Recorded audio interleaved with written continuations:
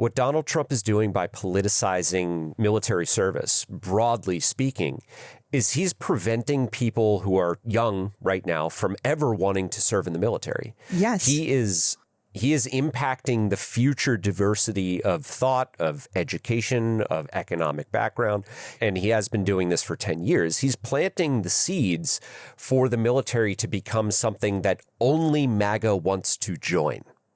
And that is profoundly dangerous. Diversity is our strength. Right. Which the opposite of what Pete Hegseth says, our Secretary of Defense, former weekend Fox News host.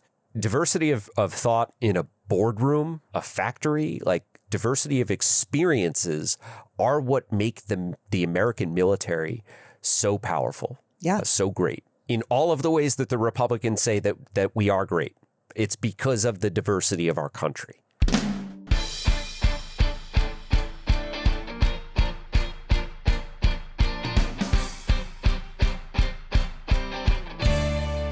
And welcome to the Politics Girl podcast. I'm your host, Lee McGowan. Let's get into it. Now, I know there is some real chaos and disappointment happening right now with certain Senate Dems capitulating to vote for the Republican CR. But I don't do breaking news on this podcast. I prefer to give things more context so we can better understand the big picture. So next week, we will be discussing the end of the shutdown and what it means. But do keep your eye on my rants this week for more information on my feelings on the subject. Today, however, is Veterans Day, and there's a lot going on with our military that I think deserves our attention. Now, as you may or may not know, I grew up in Canada, and in Canada, November 11th is called Remembrance Day. It is a memorial day that observed the end of World War I, when the Western Front signed a treaty on the 11th hour of the 11th day of the 11th month in 1918. Previously known as Armistice Day, Canadians observe Remembrance Day by wearing a poppy and holding 2 minutes of silence at 11 a.m. Growing up, it wasn't a day off school for Canadian children like it is for American children, but we always had special assemblies and we all wore poppies on our coats or clothes through November to remember our soldiers. Just for interest's sake, the poppy is based on the post-First World War poem by John McCrae. If you are not familiar with it, it goes like this. In Flanders fields the poppies blow, between the crosses row on row, that mark our place, and in the sky the larks still bravely singing fly, scarce heard amidst the guns below. We are the dead. Short days ago we lived, felt dawn, saw sunset glow, loved and were loved, and now we lie in Flanders fields. Take up our quarrel with the foe, to you from failing hands we throw the torch. Be yours to hold it high.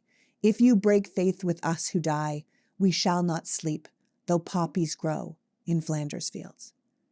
The Canadians, and those in the Commonwealth, changed the name from Armistice Day to Remembrance Day to honor all of those who have died in all conflicts, not just World War I soldiers. The U.S. calls November 11th Veterans Day for the same reason.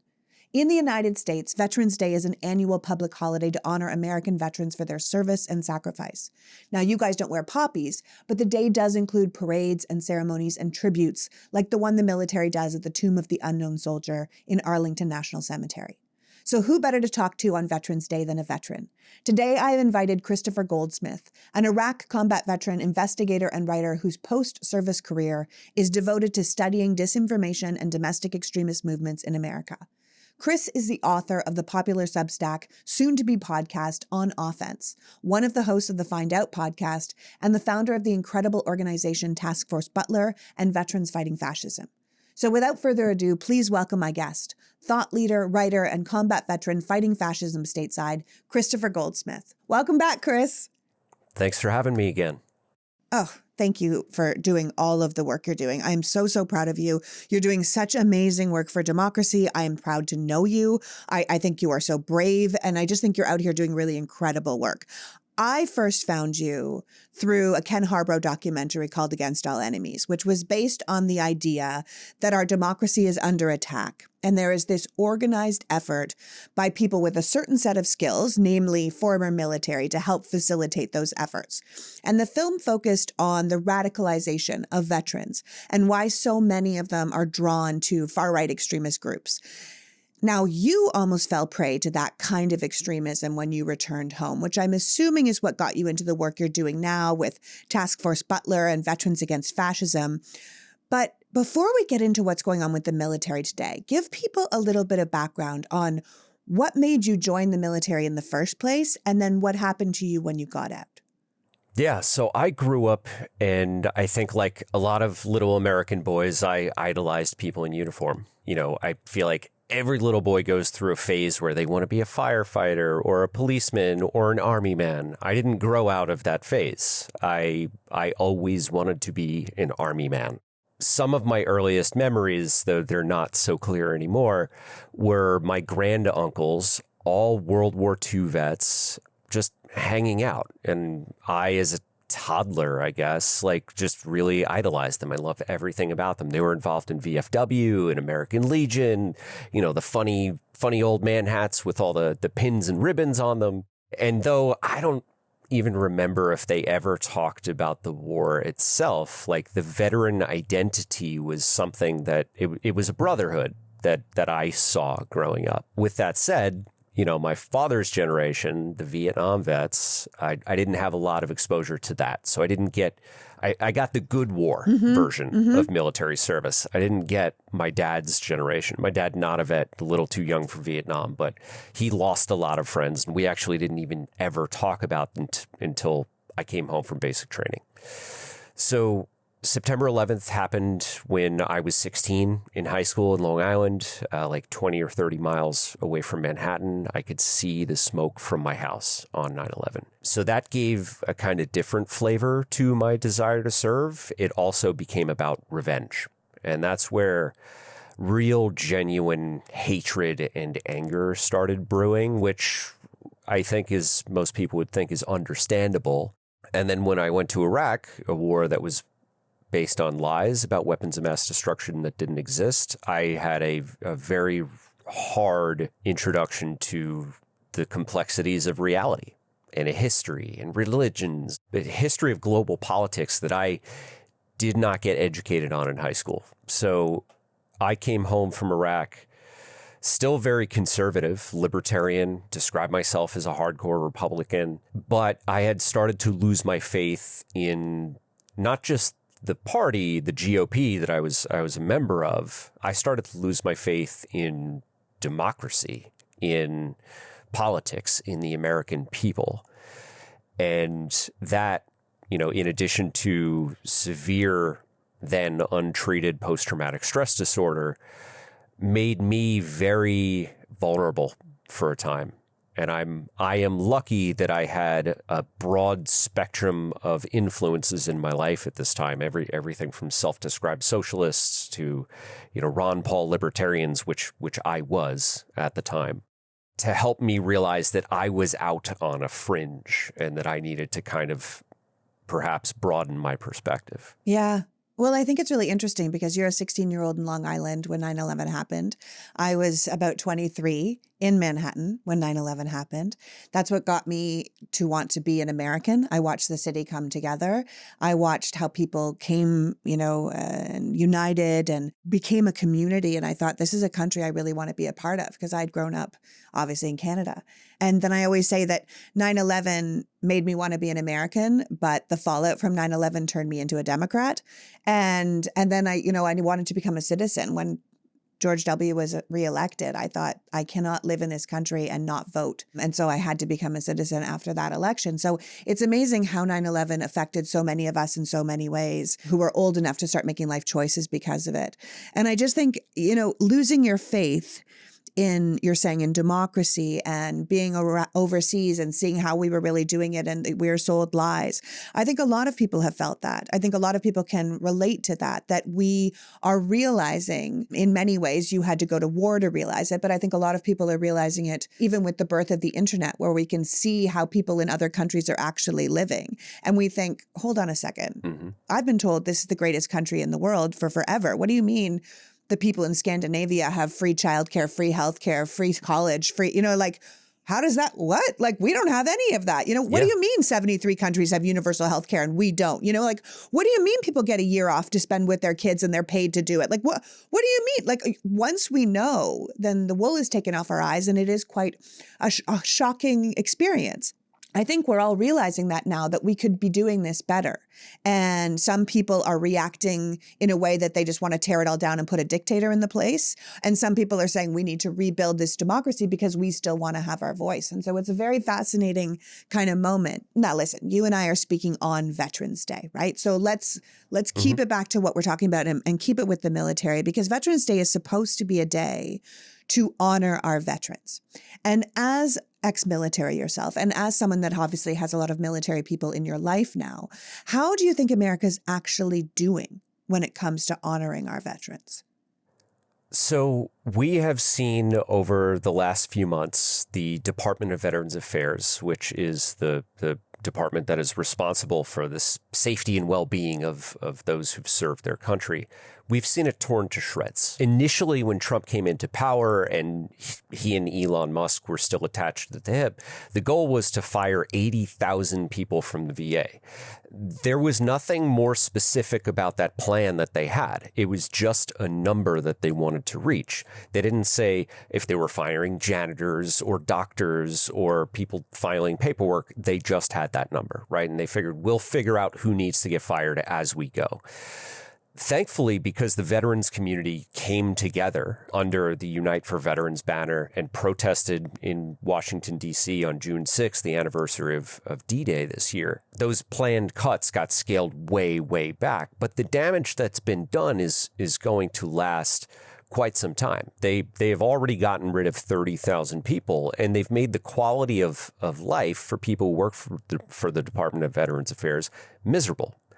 Over the last few years, not just government, but the private sector has completely reshaped, recognizing that sometimes it is economically efficient to have people work from home. And this administration, through Secretary Doug Collins, has been forcing VA doctors and other VA federal workers to drive several hours to get to a hospital, to sit in a cubicle, where sometimes it's a room full of cubicles and there's no soundproofing between them to protect their patients, their veterans' privacy. And they're doing the appointments either in person or even on Zoom sometimes. So it's like, why are you in an office to do it on Zoom?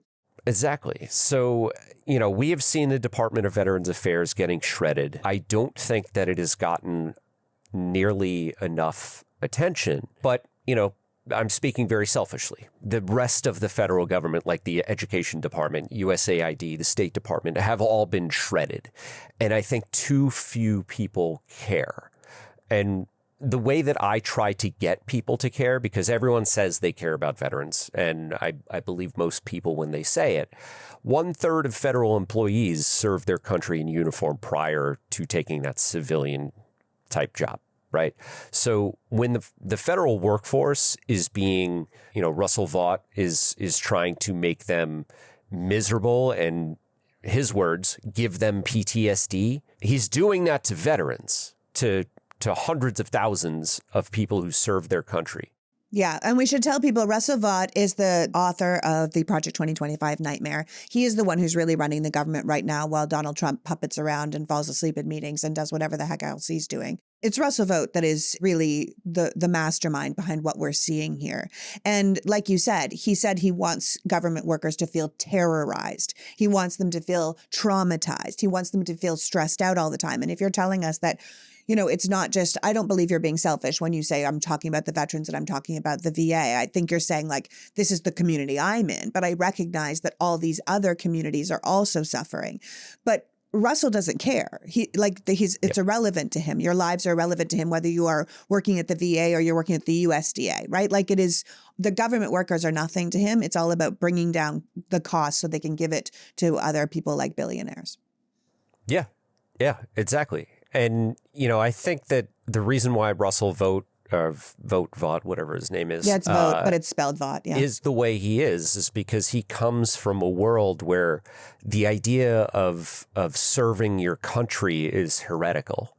The idea of making sacrifices for the good of the many, e pluribus unum, is contradictory to their sense of being. They feel that if they have to give at all, that they are losing, that everything is a zero-sum game. And that is why Donald Trump loves him so much, because he views everything as you win or lose. And if anybody is being supported in any way and you're involved in giving, I don't know, paying taxes because we live as part of a society and depend on services to facilitate society, said society, that you are a loser, right? So that's why they're doing everything that they can to extract from the masses, to hoard wealth, to hoard power, and to try to cement it so that these things never change. Yeah. Yeah, that's exactly right. They want to be in charge for forever where we can't change anything. I think people should think of places like Russia, where you have elections and yet the leaders are never going to change. If you disagree with the leader, you disappear, fall out of a window, or drink bad tea. Like, this is the kind of world that they would be very happy to have us in. And this is the kind of world that people like you with Veterans Against Fascism work so hard to fight against. But it's not even our veterans that I'm just worried about in this case. Like, I feel like it's the active duty military, right? I'm worried about the active duty military because clearly our current commander-in-chief, Donald Trump, seems to think that they are his personal army. He seems to be using them as either props for speeches, an intimidation force in cities he doesn't like, and now, of course, as potential customers, because I know the American military is now carrying Trump wine in every single one of their commissaries, which is just so disgusting. But having been an active duty soldier yourself, does it upset you to watch how active duty military are currently being used?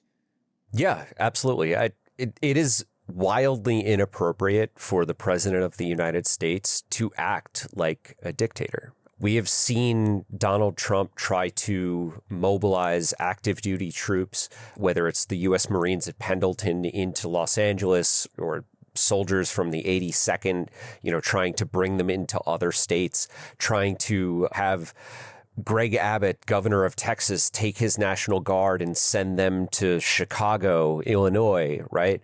What he is trying to do is he is trying to pit Americans against one another, knowing or believing that if he takes troops from the South and brings them into the North, that they'll be loyal to him. The echoes of history here are pretty obvious. Taking troops from Texas and occupying a northern city, the original Republican Abraham Lincoln would have a problem with that.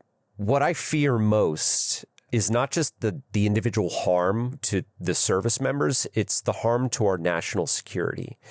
What Donald Trump is doing by politicizing military service, broadly speaking, is he's preventing people who are young right now from ever wanting to serve in the military. Yes. He is impacting the future diversity of thought, of education, of economic background.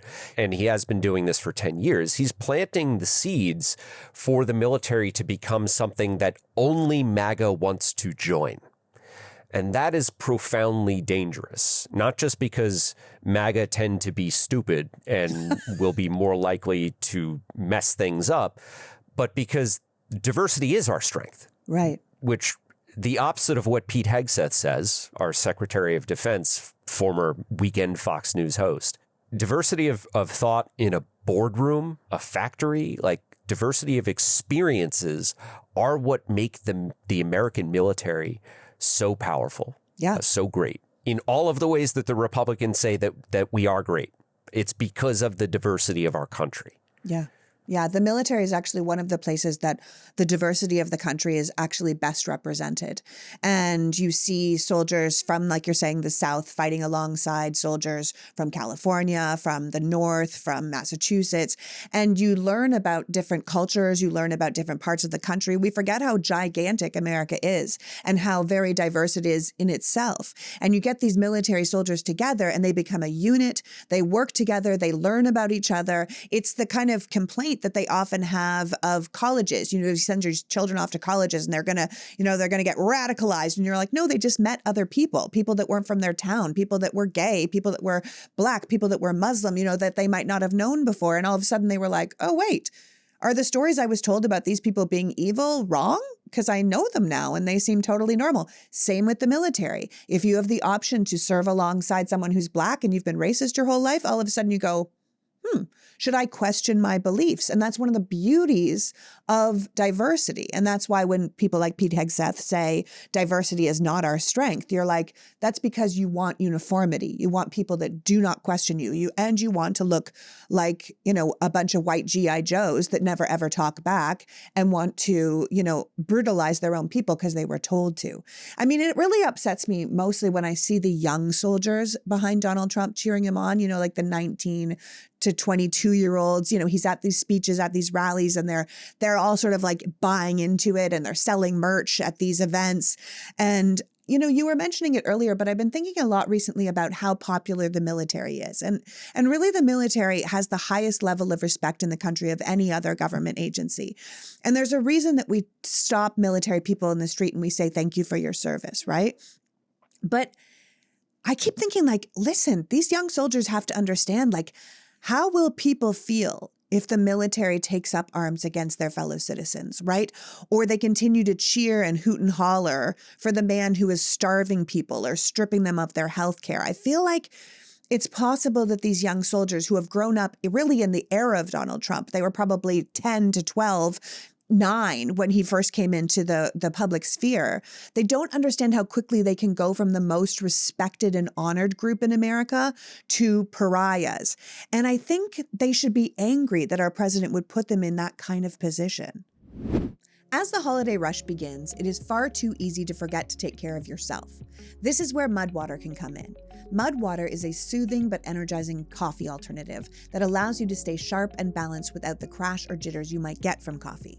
Mud Water is packed with antioxidants and wellness benefits that nourish your body while keeping you centered through the chaos of the season. It might even be the perfect stocking stuffer for someone who needs a little extra self-care. The ingredients in Mud Water products are 100% USDA certified, organic, non-GMO, gluten-free, vegan, and kosher. There's zero sugar or sweeteners added, making the entire thing a wholesome choice for your wellness journey.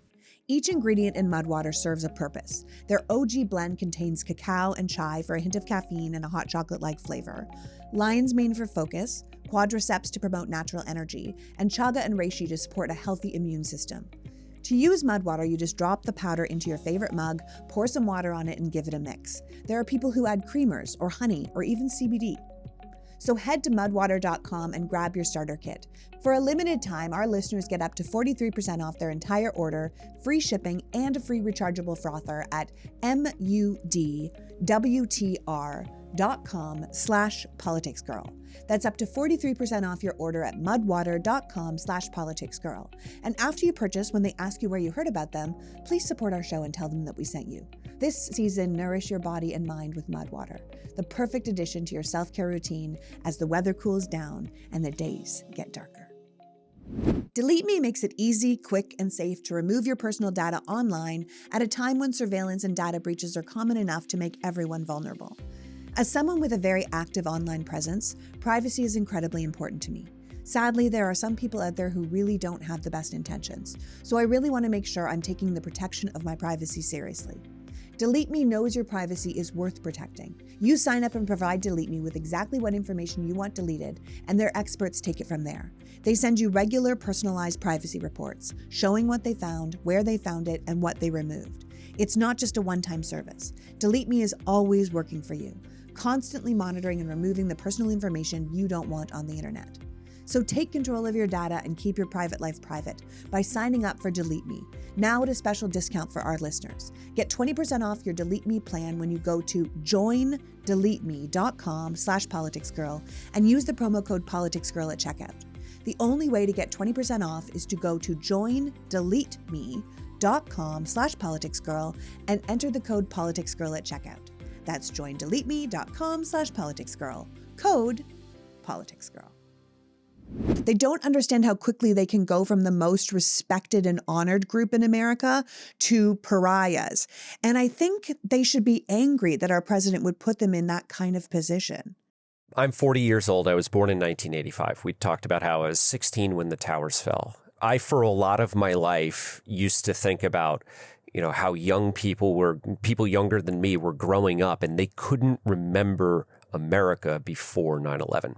They couldn't remember the 90s, when it felt like a world of possibilities, and it felt like everyone, was on their way into the middle class, and the middle class was on their way to becoming rich, right? What America felt like in 1999 is 1,000 times, different from what it felt like 5 years later when, I was headed to Iraq. We are experiencing the same thing now. The young people who are currently, lower enlisted, who've only been in the military for a little while or who are joining, their concept of what is normal, where they see the Overton window on politics, is off the rails from where we grew up with. So Donald Trump and his racism, his hatred, his incitement of violence between Americans, encouraging Americans at his rallies to hurt other Americans for their political beliefs, that is all normal to them. So, when that is their starting point, the Overton window still has room to move. Like, a year ago, if I was talking about concentration camps being a real thing, that ICE would have a bigger budget than the United States Marine Corps, people would have thought that I was crazy because that was so abnormal. Well, this is our normal now. We have concentration camps. We have thousands of people who've gone to prisons who've disappeared, that we don't know where they are. I'm not saying they got murdered. There's no evidence of that, but we don't know where they are. And in the age of the internet, it's really hard to lose a human being, or a few thousand of them. So people who are currently in the military, who are cheering on Donald Trump, who are breaking their military bearing to engage with his jokes, if you can call them that, while he's using them as props, they cannot comprehend the damage that they are doing to the institution that they are part of right now. Right. Right. And I do think that there's a lot that they don't remember. Like you're saying, young people don't remember a time when we weren't using violent rhetoric against each other. They don't remember a time when Congress worked. They don't remember a time like pre-Newt Gingrich when you actually did reach across the aisle and work with the Republicans and Democrats would meet together and like get a pizza and be like, all right, let's hash this out. Let's do this thing. And then Newt Gingrich came along as Speaker of the House back in the 80s. And he was like, treat the Democrats like the enemy. They are the enemy. We are at war. We no longer meet with them. We no longer talk with them.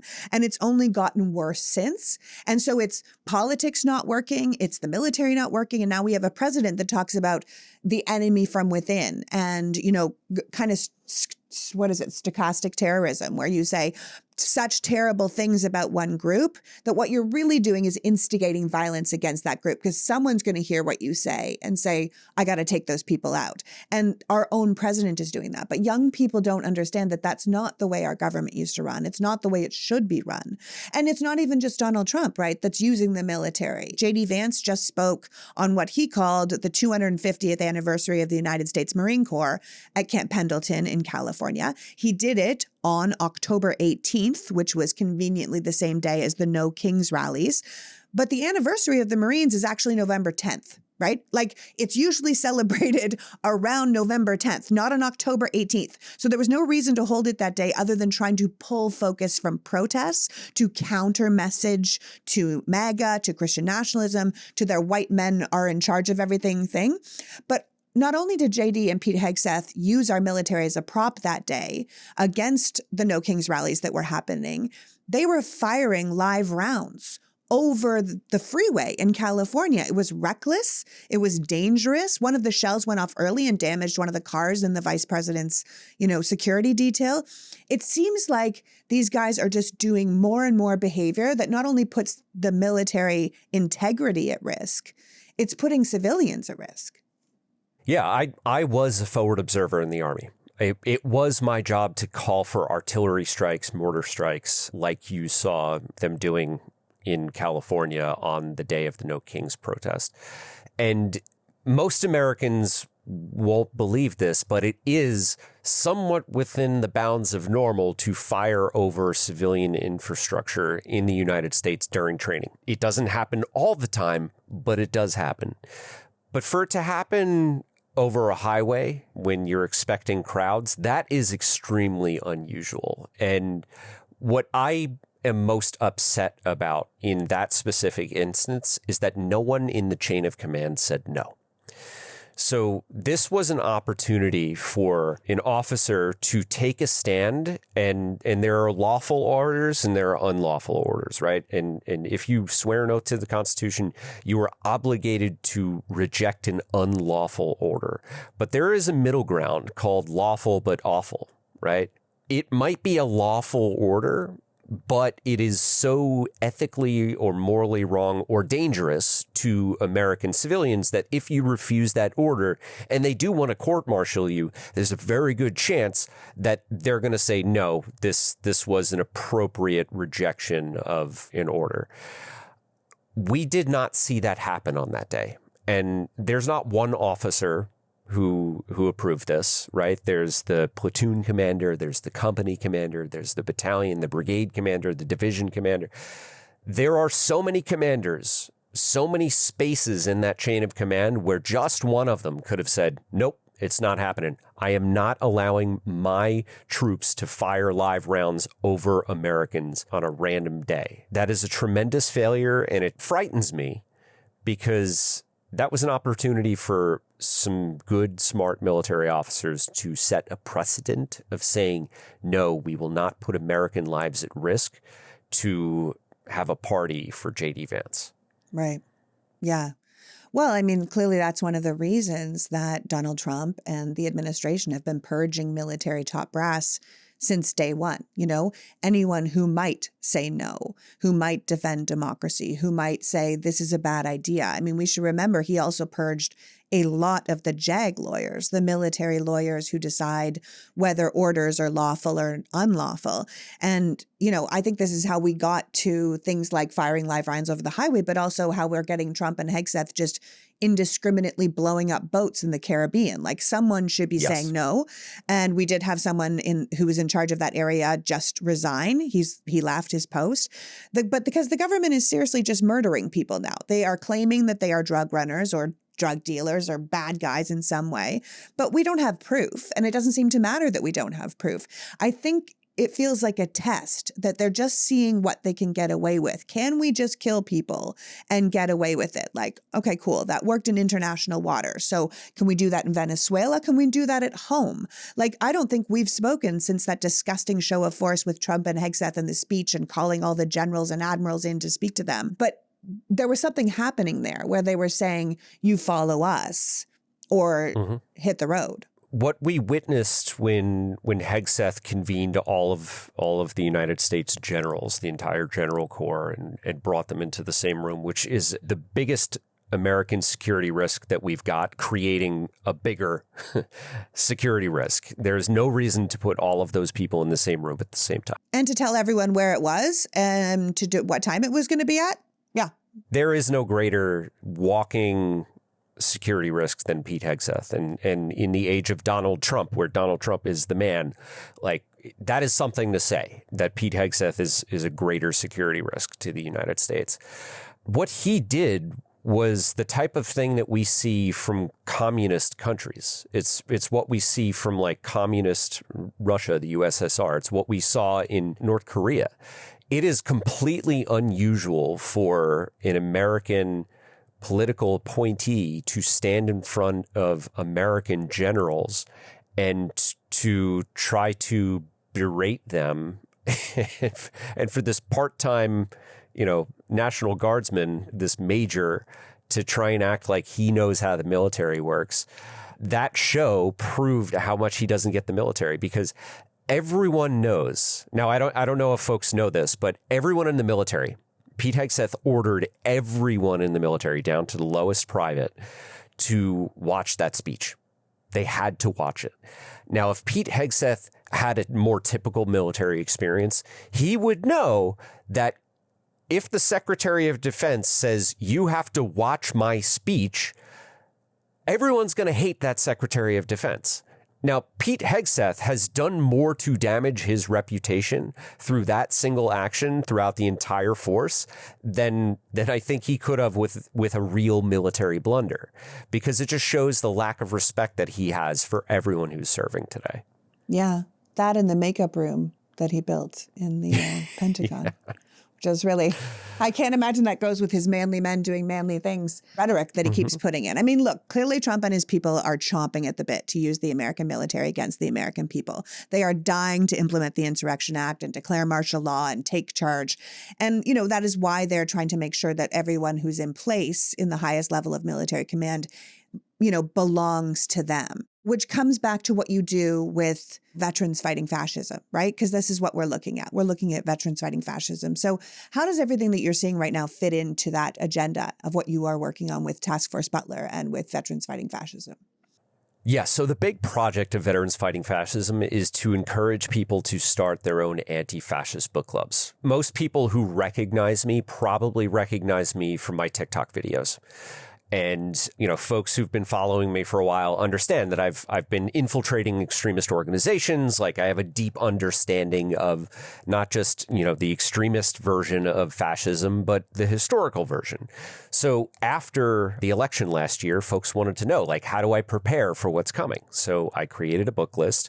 It went super, super viral, and people started starting their own book clubs based on my book list. Yeah, and we're talking about books like Timothy Snyder's On Tyranny and these kind of books, right? Yeah. Ruth Ben-Ghiat, Masha Gessen, Ibram X. Kendi's How to Be an Anti-Racist.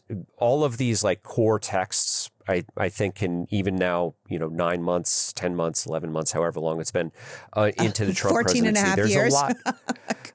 Yeah, it feels like forever. There's still a lot that we can learn. And what the point that there's 2 points behind the Anti-Fascist Book Club. It's one, to help people understand that the history of fascism is the history of democracy winning. It may take a long time, but it takes a lot of effort and a lot of people moving together, coordinated. And 2, it's to give people an excuse to get out of the house and start building community. Right. You know, not everybody wants to go join an indivisible chapter or, you know, join their local Democratic Party. If they do, good, because those things are necessary.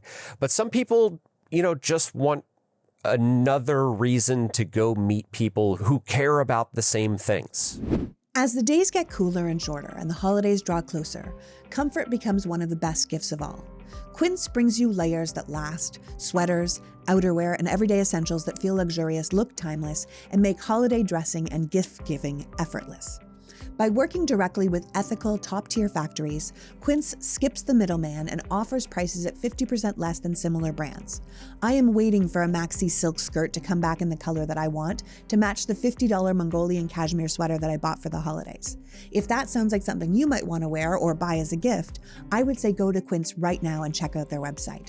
Right now, they also have Italian wool coats that are absolutely beautiful. I would look at those. They're high-end looks without those high-end prices. So step into the holiday season with layers made to feel good, look polished, and last from Quince. Perfect for gift giving or keeping for yourself. Go to quince.com/politicsgirl for free shipping on your order and 365 days of returns. Now available for my friends in Canada too. That's quince.com/politicsgirl to get free shipping and 365 days of returns. Quince.com/politicsgirl. The Politics Girl podcast has a new sponsor, Parallel.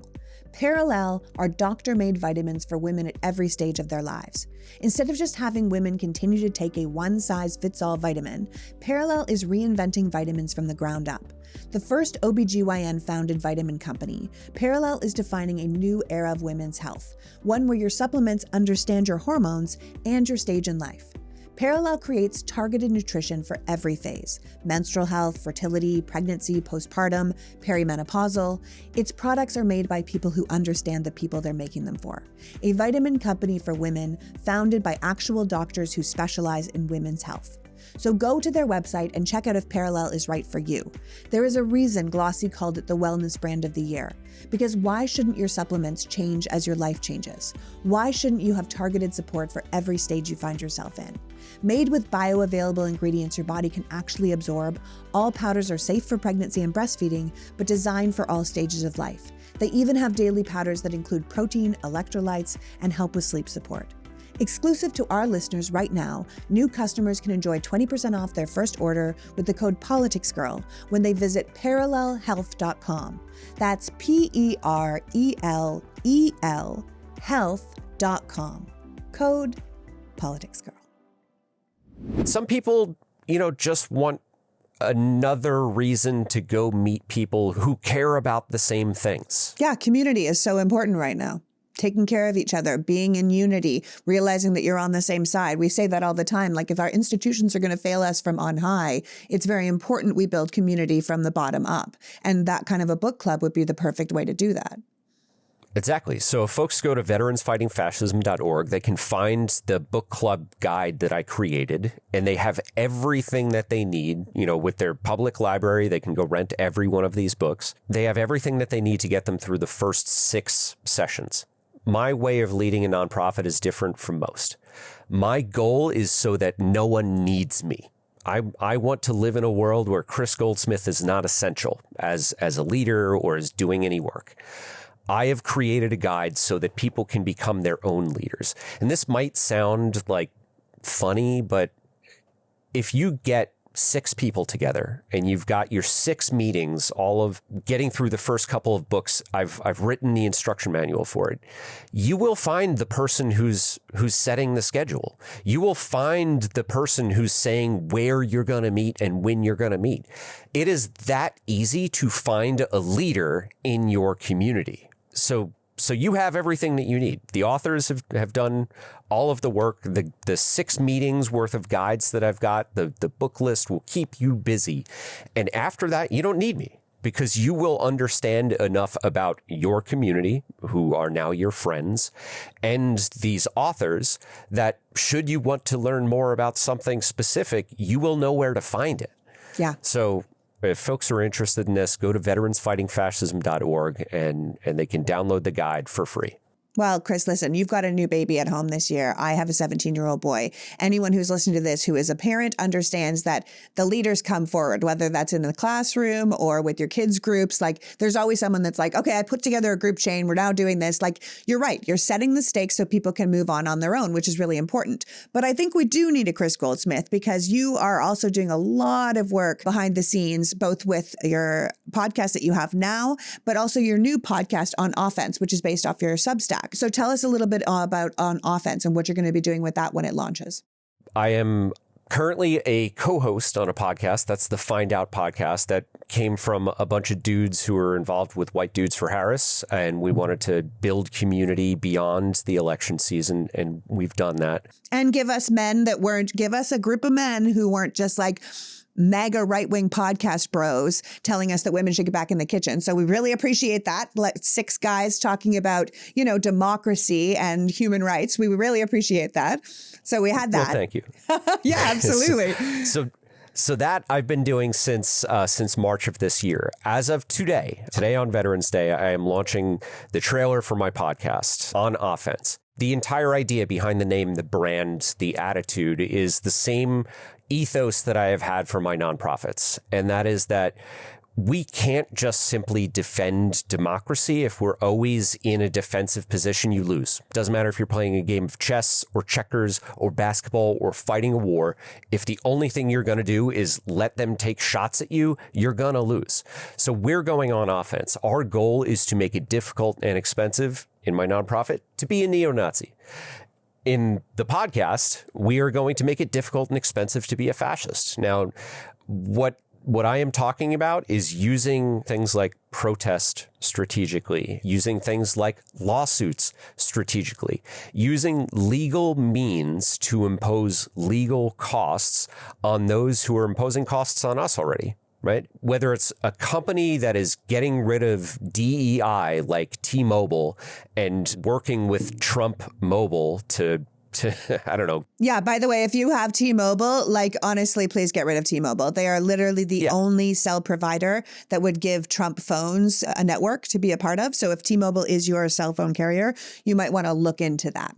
Exactly. So we'll be talking about imposing costs on companies like corporations like T-Mobile. Like the way that you do that is you protest. You simply stop using their products, their services, their subscriptions.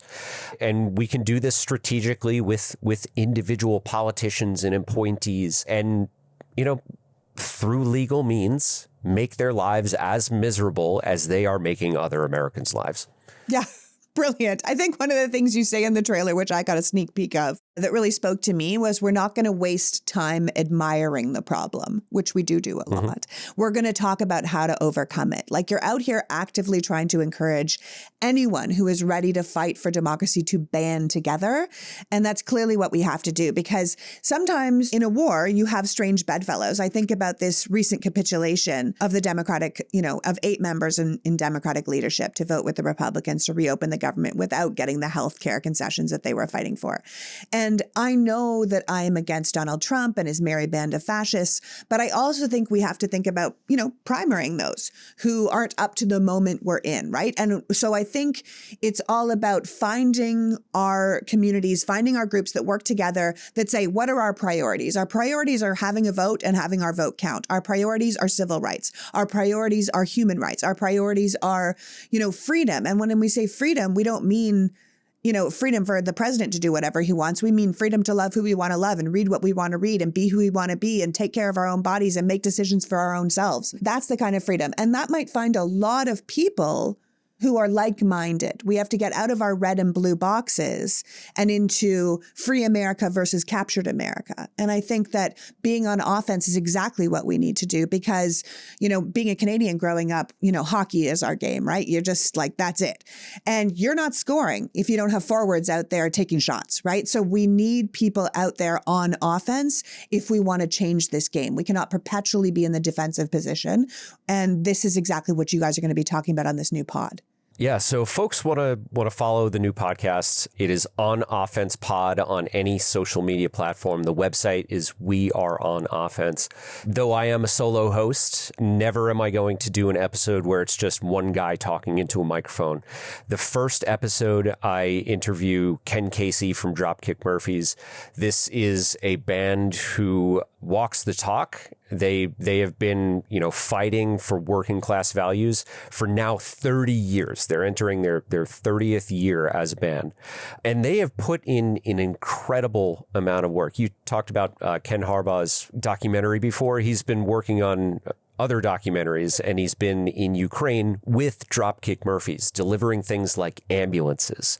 They are fighting for democracy, not just with a microphone, not just on stage, but they're actually going overseas and putting their money where their mouth is and helping soldiers in a combat zone, which to me is not just beyond admirable. It is also incredibly frustrating because I see the punk bands that I grew up listening to like nowhere in sight. So that's part of the thing that we talk about Ken Casey with is like, where is everybody else? During the Bush era, there was an incredible amount of protest music and of people, talking about fighting corporations and fighting big government. Where have they all gone? Like, it's been silence. Yeah. I actually follow a couple of people who are great protest music, and I think we just need to promote them a little bit more. So listen, Kris, happy Veterans Day. Thank you for your service. I want to thank you for joining us today. And I think it's probably a really good day to remind everyone that our president did everything he possibly could to avoid serving in our military. He is a man who called our soldiers suckers and losers and asked why they would join because what was in it for them. This is a commander-in-chief who is calling troops home to fight us, the American citizen who oppose him, as I said, the people he calls the enemy from within. So no matter what we see today on Veterans Day or in the future when they're using our soldiers as backdrops, I think we should really see it as the disgraceful insult it is to our military. And we should really hope that soldiers across the board realize that they are being used and they swore an oath to the Constitution and the American people and not to this president. And there will be a day after this president, and we would like them on our side. Yeah. And people should remember that just a few months ago, Donald Trump floated the idea of ending Veterans Day because he thinks that veterans after World War II are losers. All of us. Vietnam, Korea, Desert Storm, all of the Latin American engagements, Iraq, Afghanistan. He thinks that we are losers and we do not deserve Veterans Day. Well, then soldiers should remember that when he asks them to fight for him instead of their own people. Mm-hmm. Thank you to everyone who served in this nation. You are not losers. We are very proud of you from the bottom of our heart. Thank you for having me on. Thank you, Kris. So that was Kristopher Goldsmith, reminding us that our president is trying to pit Americans against each other. That while the VA has been torn to shreds, so have so many other government institutions and agencies that serve the American people. The damage this administration is doing to our soldiers, our veterans, and our citizens is incalculable, which is why it's essential that we continue to oppose this administration, to throw sand in the gears of the authoritarian takeover and make sure that we don't end up with a military that only MAGA wants to join. As Kris says, we need to keep reminding ourselves that the history of fascism is the history of democracy winning. We just need to make our comeback stronger and faster. We need to, as Kris's new podcast says, go on offense. I want to thank Kris for joining us today and you for caring enough about democracy to be here. Until next week, PG out. Would you like to get this podcast ad-free, delivered directly to your inbox along with my kitchen rants? Then please consider becoming a member of Politics Girl Premium by going to politicsgirl.com and signing up. If you are already a premium member of this podcast, thank you for your support. And if you are not a member, please consider being a patron of my work. Mainstream news is only giving you a version of billionaire-backed propaganda at this point. So if you want real knowledge, it is essential to support those of us out here still bringing it to you. There is a link to sign up in the bio of this episode, but also at politicsgirl.com. And as always, please like and share this podcast so we can grow our audience, because the more people who have access to this kind of information, the better. As always, thank you for your time and support. The Politics Girl podcast is written and performed by me, Lee McGowan, and produced and edited by Happy Warrior Entertainment. All rights reserved.